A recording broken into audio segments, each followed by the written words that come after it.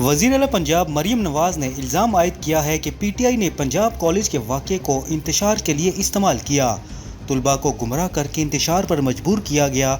जलसों की नाकामी के बाद पीटीआई ने यह ख़तरनाक मंसूबा बनाया। अगर आपकी सियासत हैवानियत और शैतानियत पर आ जाती है तो आपको वही होना चाहिए जहां आप हैं। बच्ची को बदनाम करने में जो भी मुलविस है इसको नहीं छोड़ूंगी। Chief justice Lahore high court से भी गुजारिश है मुलविस अफराद बचकर भागने ना पाएं। लाहौर में प्रेस कॉन्फ्रेंस करते हुए उन्होंने कहा कि पंजाब कॉलेज में कोई वाक़या नहीं हुआ, एक कहानी घड़ी गई जिसका वजूद ही नहीं, एक ऐसी झूठी दास्तान जिसका सिरे से वजूद ही नहीं।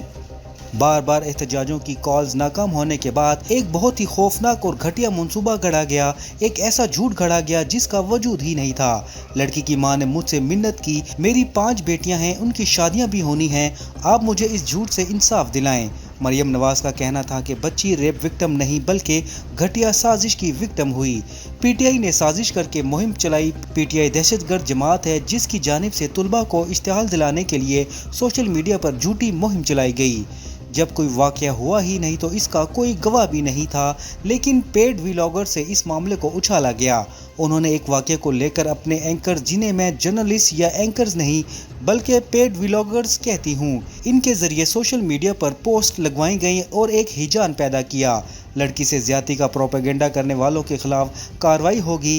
पैगाम देना चाहती हूँ, सहाफ़ियों और व्लॉगर्स के खिलाफ क्रैकडाउन होगा, छोड़ूंगी नहीं। उन्होंने कहा कि मैं एक बतौर माँ जिसकी अपनी भी बेटियां हैं, इसके लिए तो बहुत ज़रूरी है, मैं इस सूबे की वज़ीर आला हूँ, 15 करोड़ की जान और माल की हिफाजत की मैं जिम्मेदार हूँ। इस बच्चे की वालदा ने मुझसे रब्ता किया और कहा जिन्होंने ये कहानी गढ़ी और इस साजिश के किरदार हैं, इनको कैफरे किरदार तक पहुँचाना आपकी जिम्मेदारी है। इस केस में मुद्दई पंजाब हुकूमत को बनना चाहिए। ये सैकड़ों बच्चियों का केस है, ख़ानदान की इज्जत का केस है। FIA को दरख्वास्त दी गई है। मैंने अपने वज़ीर तालीम को भी डांटा कि पंजाब कॉलेज के कैंपस की रजिस्ट्रेशन क्यों मनसूख की। पंजाब कॉलेज का मालिक एक इज्जतदार आदमी है। पंजाब कॉलेज एक इज्जतदार आदमी का है जो एक चैनल के मालिक भी हैं। मैं अपनी हुकूमत में किसी के साथ नाइंसाफ़ी नहीं होने दूंगी।